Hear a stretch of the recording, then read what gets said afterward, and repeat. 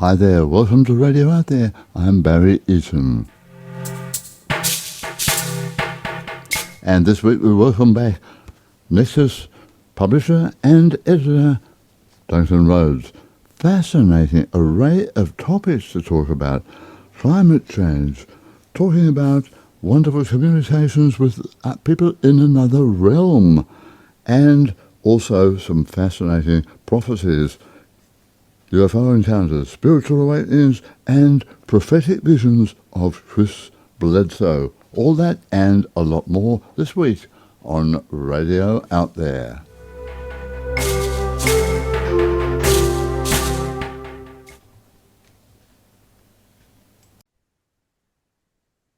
Duncan, hi, and welcome to Radio Out There once again.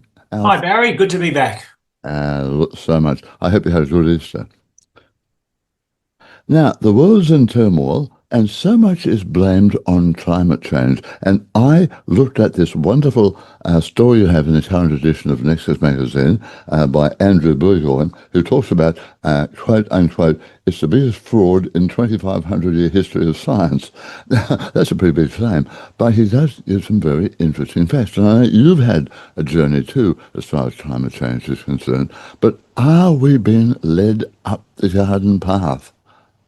Well, may you ask? Yes, the article contains enough factoids and information to warrant me putting it in the magazine. Otherwise, it's a bit of a personal journey of an author and researcher, Andrew Burgoyne, who's the author of a book called Accelerating Insanity. Great book. And he approached me and said, "Look," he said, "would you be interested in running an article about my journey from being a believer in the mainstream narrative about climate change being caused by man-made greenhouse gases and global warming, and we're all going to die if we don't change and tax people." And now he's come to the other end of the seesaw and is really quite opposite it and quite outraged by the lies which he at one stage believed. And as I said to you before this broadcast started, my own journey in many ways is similar, and we'll get to some of the details of his. But when I went to Sydney in 1980, and I was doing a science degree course at Sydney University, I volunteered in my spare time at a new age sort of alternative health, paranormal sort of information centre. We had a place in Chatswood next to Nature Care where we had notice boards and books and information on everything to do with climate, peace, saving the whales, the trees, the paranormal, and especially consciousness. I was a big believer in those days, as I am now,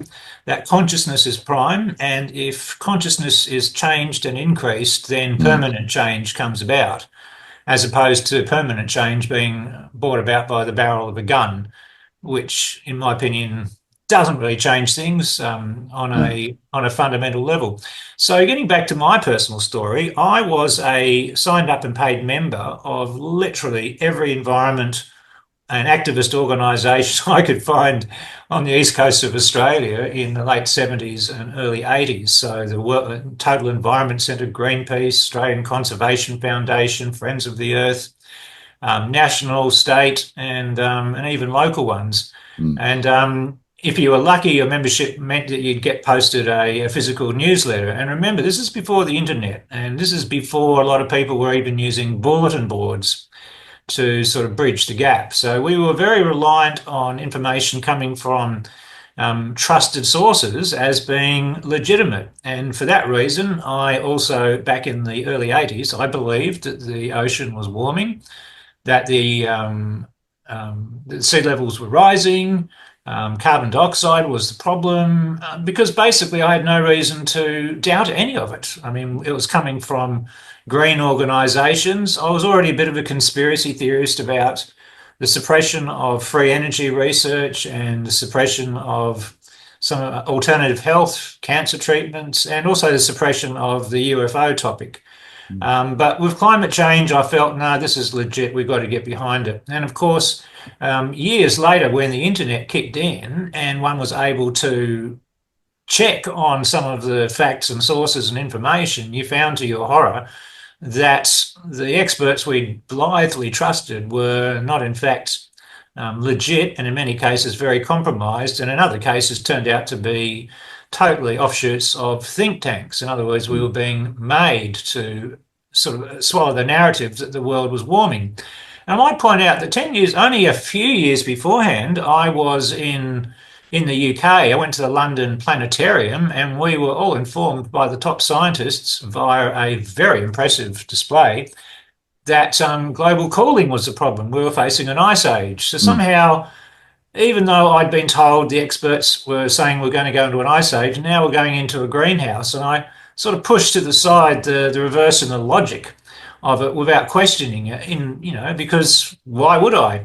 But when the internet kicked in, and we were exposed to the narratives of skeptics, and the skeptics at the time were very bona fide, high credentialed scientists. It wasn't just some hippie who decided, I don't believe that, and went on a rant. This was information, and we discovered lots of things. And back then, the hole in the ozone layer was on the top of everyone's minds, because sun rays were coming through this hole and were going to give us all skin cancer and change and alter nature, etc. And I mean, that turned out to be a conspiracy, basically, by DuPont. Their patent on the refrigerant used in air conditioners and refrigerators had expired, and so basically we went into this 2 or 3 years of ozone hole panic, and next thing you know, a new refrigerant has been replaced and put in all the refrigerators and air conditioners, etc. And guess who owned the patent on it? It was Ah, literally a massive changeover. Yeah, yeah, literally. guess who? Yeah. Economic, and then we started hearing from scientists who were disputing it. So by the time 1990 came along, I had gone to pretty much a full-fledged climate skeptic, and around that time I took over Nexus. The internet kicked in full capacity for myself. Most of the public hadn't even heard of it, and away I went, and I realised I lost a lot of friends because I was a bona fide greenie. Even at different, I went to a lot of meetings where we organised marches and protests and discussed the ethics of putting metal spikes into trees to stop forests being illegally logged, all sorts of stuff. I was in my early 20s, very passionate, very driven, a lot of time and energy Mm. on my hands.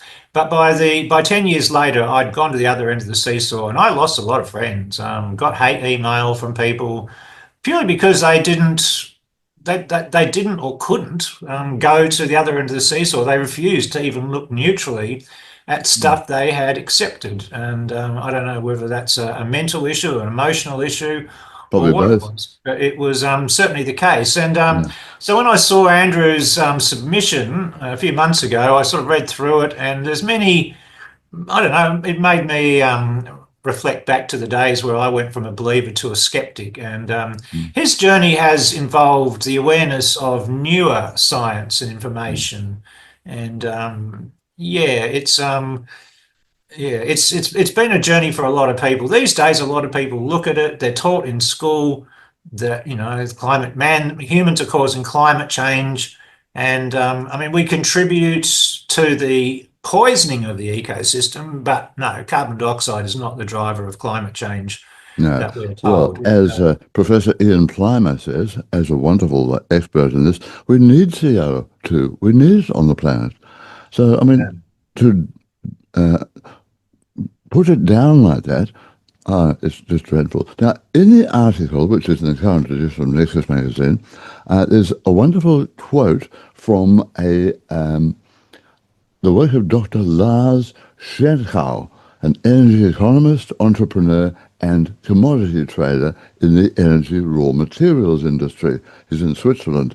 And he talks not only about the fact that solar and wind, they might be free according to certain politicians and certain people with vested interests, shall we say, but what about all the associated costs? What about all the infrastructure? How to get them there? Those horrible great big windmills, have to rip forests down, and all the fact that, and I think in his work he really identifies it, but why aren't the media right now, or the politicians, actually covering that point?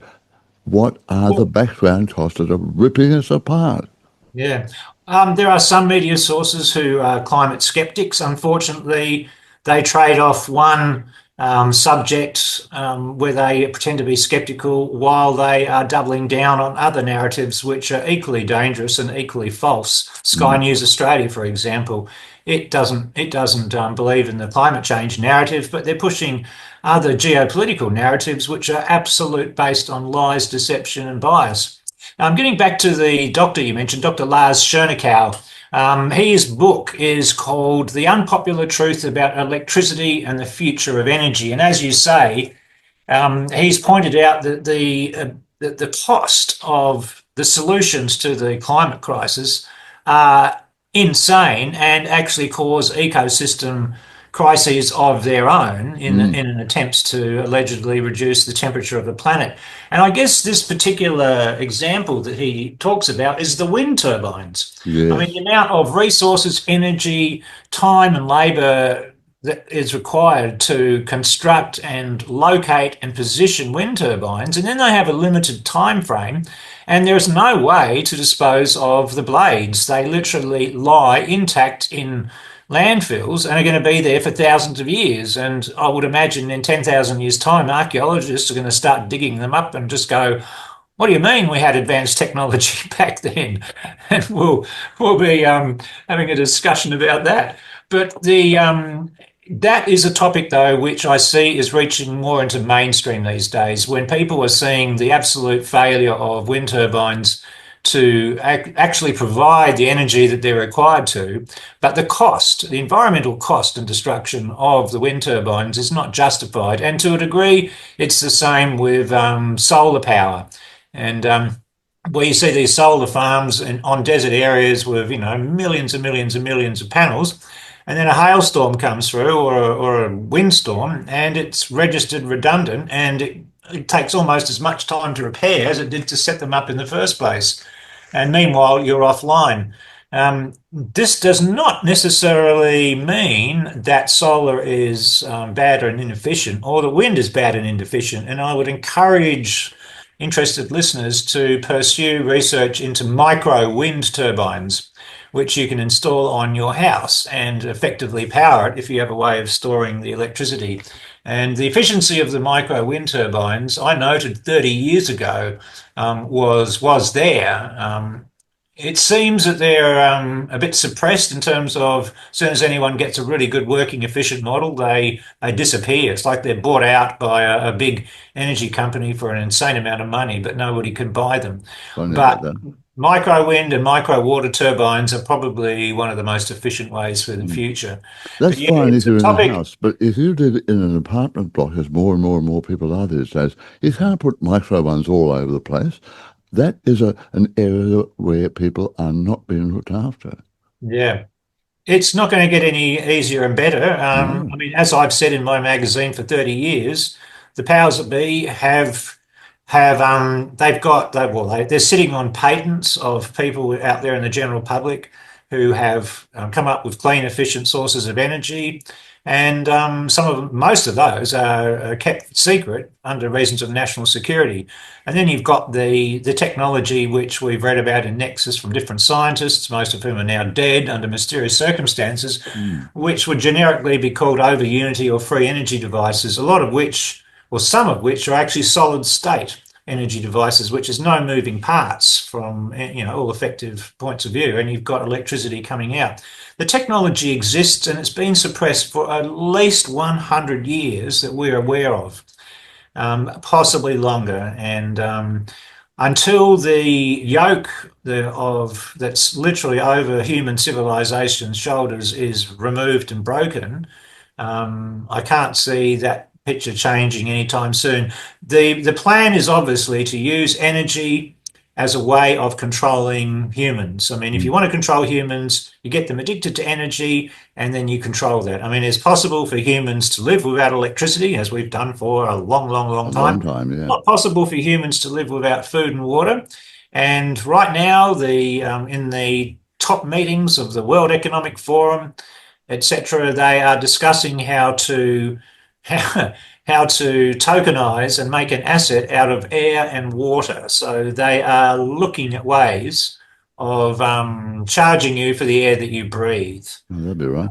And in But many parts of the Western world mm, already, it is illegal to use rainwater for your own crops, your own firefighting. Yeah, I good mean, a lot of people heavens. were stunned when I say that. I remember 30 years ago, the city of Denver in Colorado, it's illegal to catch the rainwater in any sort of form of tank attached to your house or property and use it to water your plants or do anything with. It's illegal and you'll get fined.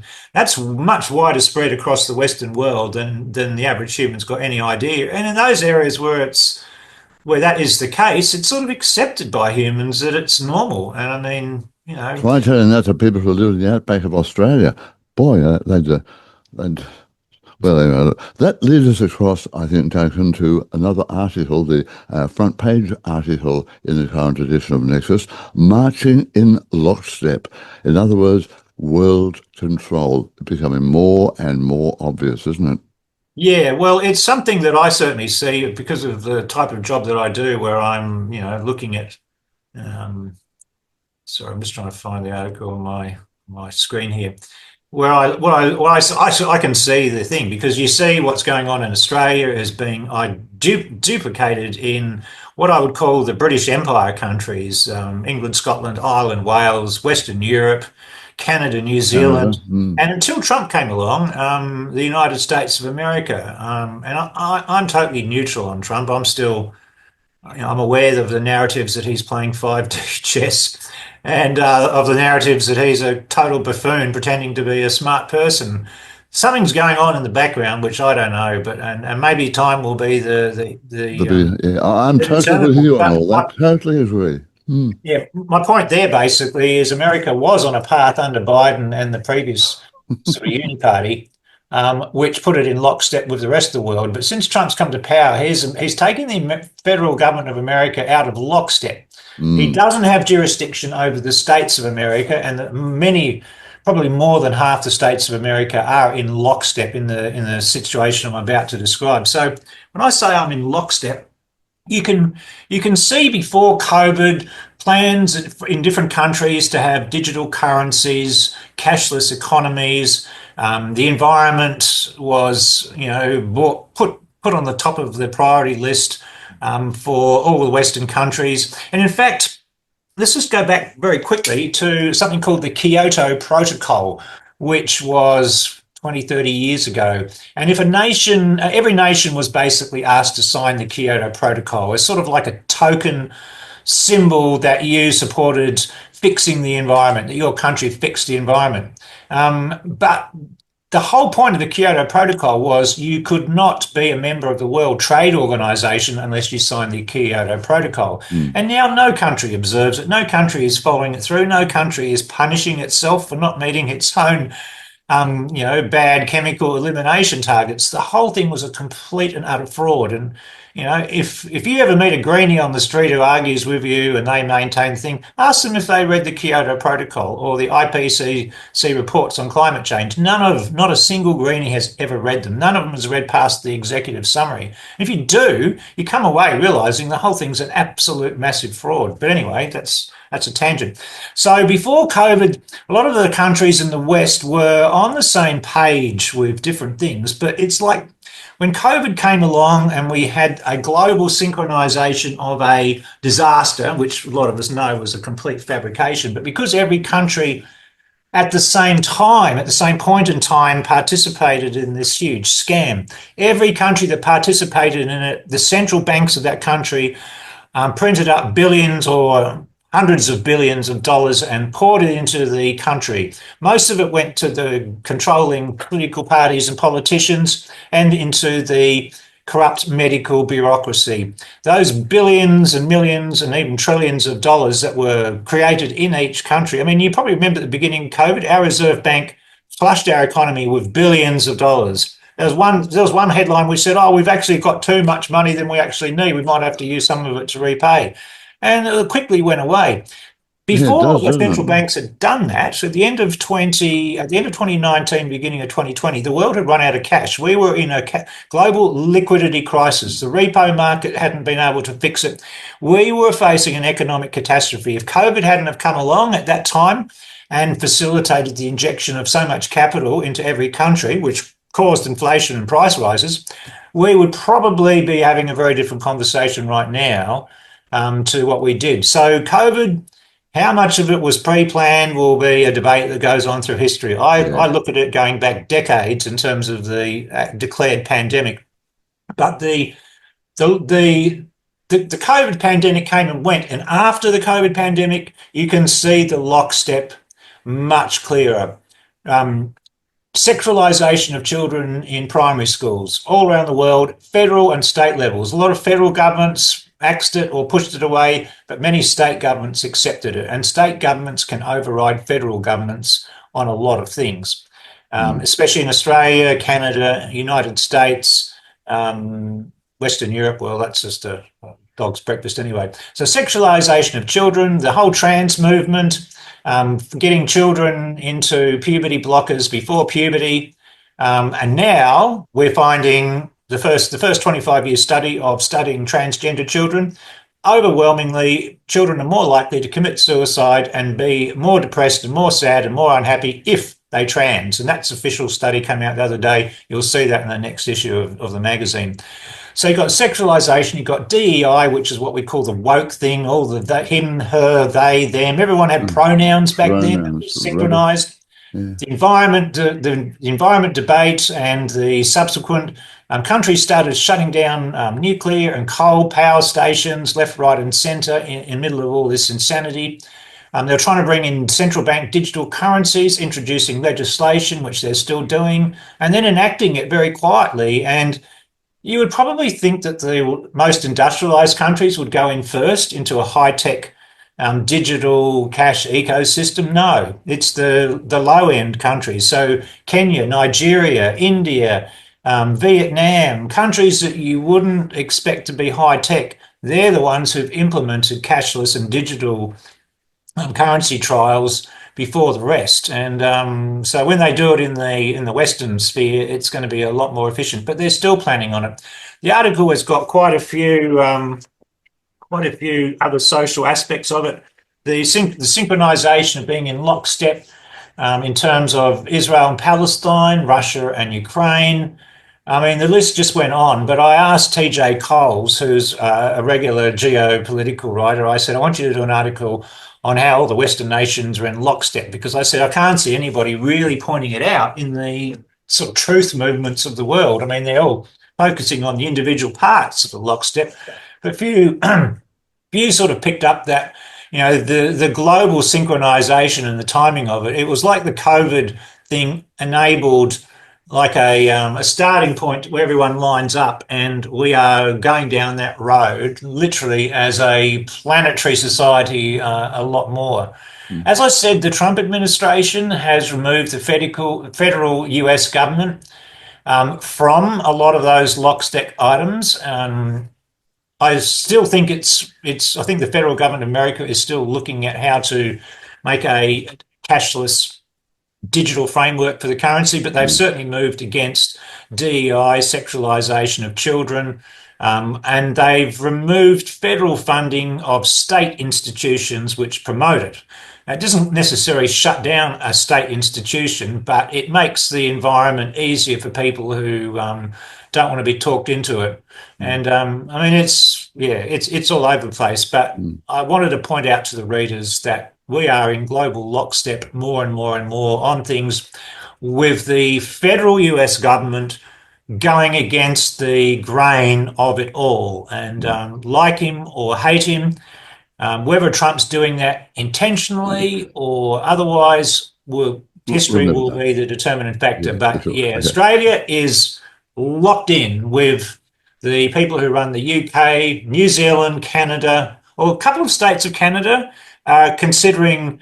I think Alberta has got a referendum coming up where they will be asked if they want to leave Canada and join North America, or just become an independent Mm. entity. That's how much power states have in many of the In many countries. cases, And yeah. I urge Right. Australians to be aware that the state governments are where the action is at. And if you want to affect change, get state politicians elected in, as Yeah. well as local councils, All right. because the people affecting this lockstep have spent decades in preparation, so much so that most non-government organisations and right down to what we call a local council or county level, the infiltration and the placement of key people in those at that level has been enacted a decade ago. And if you want an example of this, in America, 37 states of America will not do business with your company unless you sign paperwork which says you will never criticize Israel or never join in, any form of opposition to anything to do with Israel. 37 states in America. So if you've got a company in one of those states which empties garbage, you can't empty garbage for the state. And it's not just the state level where these laws apply, and they send millions of dollars at a state level to Israel all the time. But I was appalled and shocked and horrified to find how many thousands and thousands and thousands of counties in America send ratepayer money to Israel, blind, devoted support to Israel. I mean, if you stood back dispassionately, you would say the United States of America is totally controlled by Israel at a federal, state, and county level. Can we move along? We've got so much, Sure. because we've only got so much time, and I don't want to go too much political at the moment because Yeah. there's so much going on in the world, and I think people are all over the place with it. But there are two articles I really want to talk about in current edition, more attuned to radio out there, listeners and viewers. First of all, the Cheney project, where there's communication with a parallel universe entity via computer. And this entity has been passing on some wonderful information about all sorts of things, a parallel universe to ours. Yes, indeed. And I sort of got personally involved in this, so I can talk with some knowledge of the background of it. Yeah. Um, the Cheney project, it's based on conspiracy forum, which started around 2006, 2008. A forum called Godlike Productions, which back in its day was a place where people would post made up conspiracies or genuine ones, and you'd have to sort of figure out by going on deep dives and rabbit holes. But to cut a long story short, the Cheney Project thread is based on a real project, and the details of that are in the article. The guy who writes the article was the intelligence agent based in South Africa with security clearances right up into the UFO ET thing. He had been given protocols on what to do if he sees a grey alien or a reptilian alien or whatever in Mm. the course of his duty and work. You don't meet many people like that. So he told me a lot. I flew to South Africa twice to spend time, going over stuff with him to, ensure the accuracy of it all, and learned a lot of things. He's passed on now. But this is based on a research project conducted in an underground collider facility, a collider facility very similar to CERN in Mm. Switzerland, which is a very large publicly known one. They're underground. They're purported to be circular with a lot of electricity, scientists and equipment, and they Mm. ideally smash particles into each other in an attempt to find the God particle. Most of that is just a total cover. And it's why we have endless funding for high energy physics, which is absolutely based on garbage. Underground collider facilities, there's many more of them than the public suspect. They're all top secret, they're all underground. This one was underground, I believe, in Botswana, definitely in South Africa. And it was secret at the time of the project. And to cut it short, the scientists there realized that their collider and their equipment was receiving some form of intermittent but regular intelligence signal. And they decoded the signal and found that it was basic English language words, very simplistic words, spelt phonetically, as if you were talking to a baby and spelling words out for a baby. And they replied to it, and Mm. they got logical, sensible replies to their questions. So they engaged in a dialogue, and at that point in time, when it was recognized they were communicating with an entity or a civilization that was not currently on this physical Earth, they put a ring of high security around it, ramped up the project, classified it beyond the wahoo. Even the project name was classified higher than most people's classification, awareness even reaches. That's how serious it was taken. So this is in the late 80s, early 90s. And so for about 10 years, they had a dialogue, well, 8 or 9 years, they had a two-way dialogue with this being about life, the universe, and everything. And then when they upgraded their computers for the Y2K virus at the end of 1999, it disrupted the communication and they could never establish it again. Yeah, so they disappeared, yeah. sealed the files and locked it away. But the communication, the details of what was discussed were fascinating, and how and why it was released into the public, you'll have to read the article about. But believe it or not, there are groups of high-level intelligence officers who get briefed to help raise the consciousness of mankind any way they can, in a way that doesn't lead back to them. And when I asked them why, they said, well, what's going to happen in the future? Humans need to have a higher rate of consciousness to comprehend, understand, and even to be here. Make of that what you will. So getting back to the entity that they were communicating with claimed to be from a parallel Earth, but a parallel Earth which had branched off thousands, maybe millions of years in our past. And they took a branch of evolution, which is different from ours. They identified the moon as the source of a source of stunting their growth. Like it helps them get to a point. It's a bit like a walking stick. You need a walking stick until your leg's healed, but then you've got to throw the walking stick away, otherwise your leg will start to wither. And so this parallel civilization of Earth humans, they evolved physically into, I guess you would call, more light beings. They ended up not having to kill any living things, plants or animals, for food. They would consume liquid crystal. Became telepathic, no wars. They got rid of their moon, as I said, because it was stunting their spiritual evolution. And there was a lot of discussion and questions about the effects on the Earth after they got rid of the moon and effects on the humans. There are some fascinating things in there. The entities sort of ask questions like, why do you allow ETs to come to your planet and take your gold?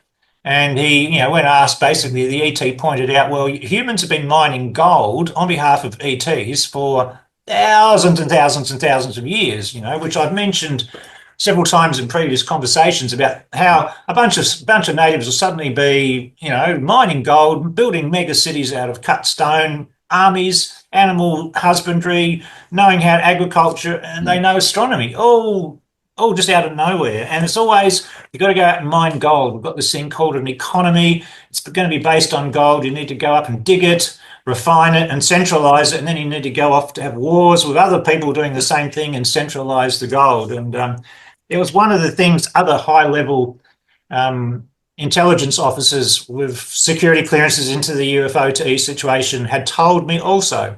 Our gold is transshipped to other planets. And another story. There are a lot of fascinating things. The being referred to, the entity they're talking to, referred to what we would call inner Earth beings, as being our planet has civilizations inside it which are humanoid and very advanced. They leave us alone.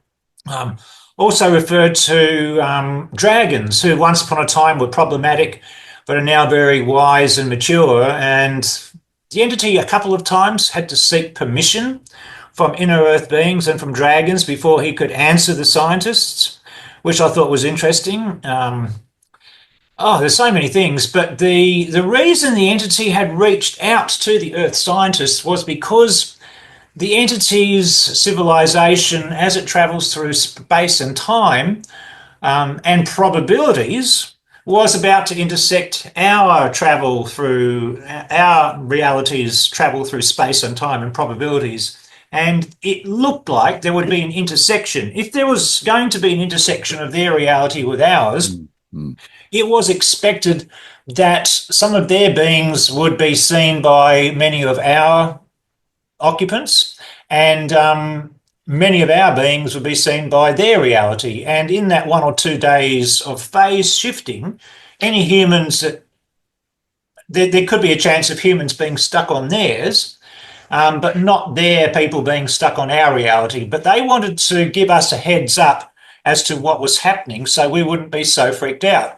That's only if it was going to happen. So the big question was, well, how do we know if this intersection of realities is going to happen? And so thus began the entity saying to the Earth scientists, well, if this person, and this person die before this person, then that looks like, from our point of view, that we're going to have this intersection. But if that doesn't happen in this time frame, then the chances of us not intersecting go up.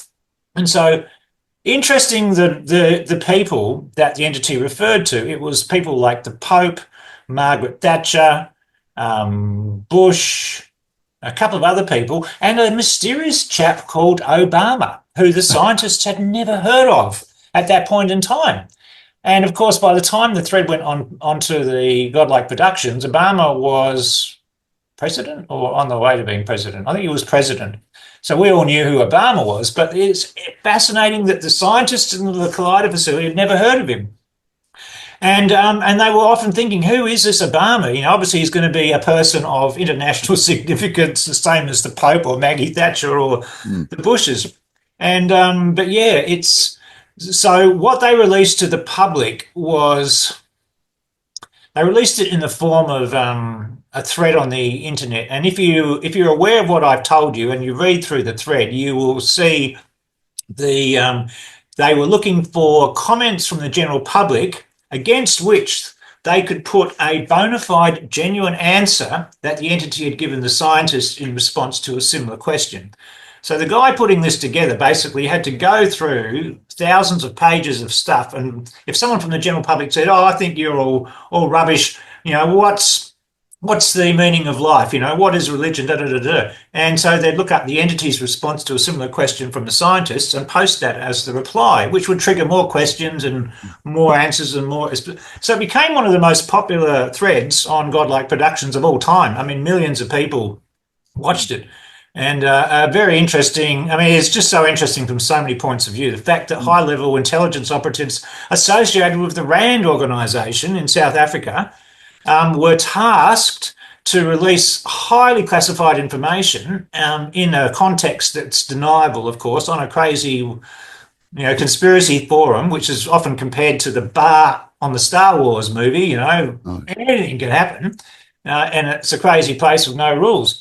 So yes, obviously the intersection of the two realities did not occur in the predicted timeframes, and a few years after that, the human I was dealing with, Acolyte or Chris, he was a member of the De Beer family. I mean, he was bloodlined, and his father was very high up in the military intelligence community, and Chris, or Acolyte, as he's called on the forum, was the only son that was brought into the military intelligence community, and he was in two or three intelligence organisations based in South Africa.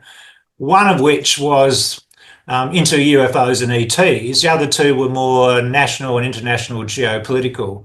And all three of them asked him to spy on the other two, which started to do his head in, and that's when he wanted to bail out. But how do you bail out of that sort of world in a safe and secure capacity? So yeah, I mean, a lot of us still wonder whether he was executed or whether he died of natural causes, but we'll probably never know until I get to the other side. No, probably not.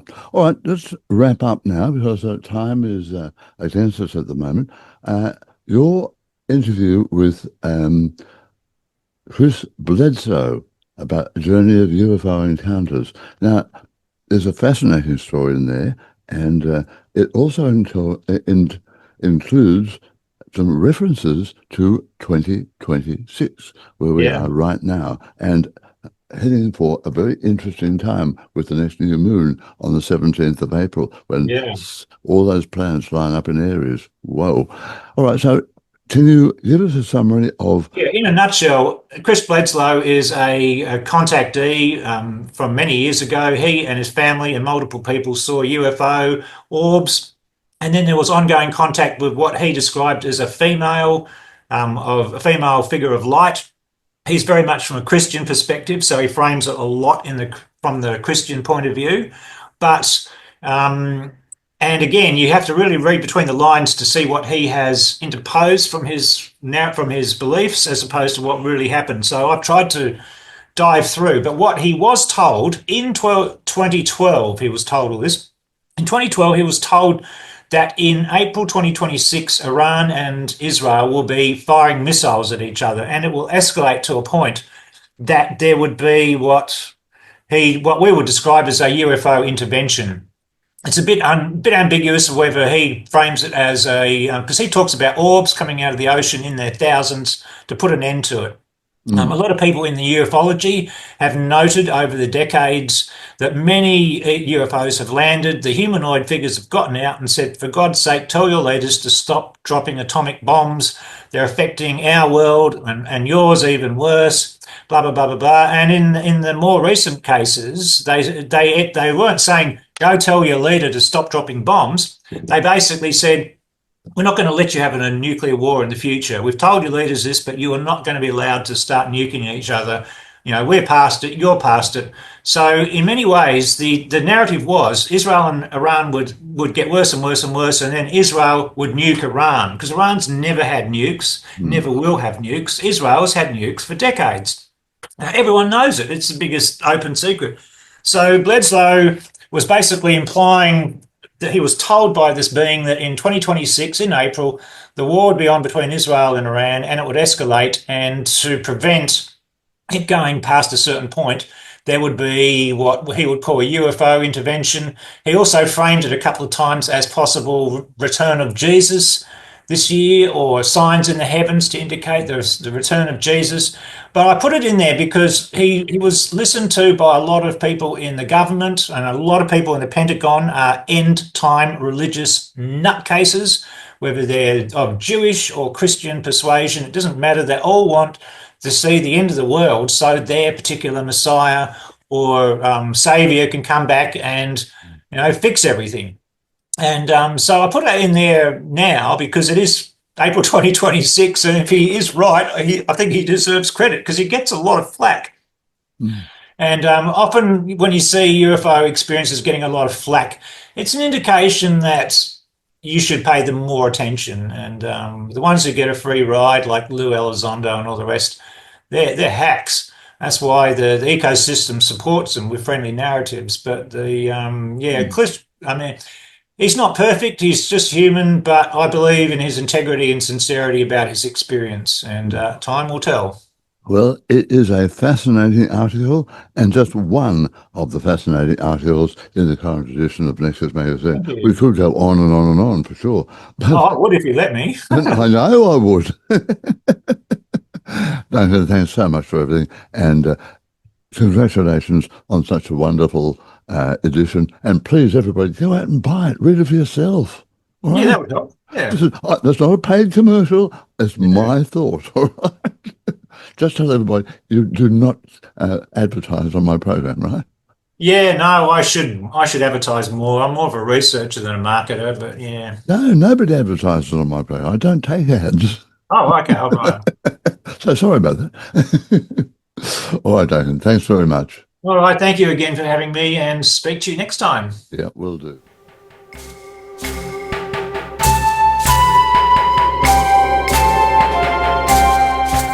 And that is it. I knew you'd enjoy it. Duncan Rhodes, always a wonderful guest, full of fascinating information. Well, that's it for this week. Thanks for your company, and I'll see you next time on Radio Out There.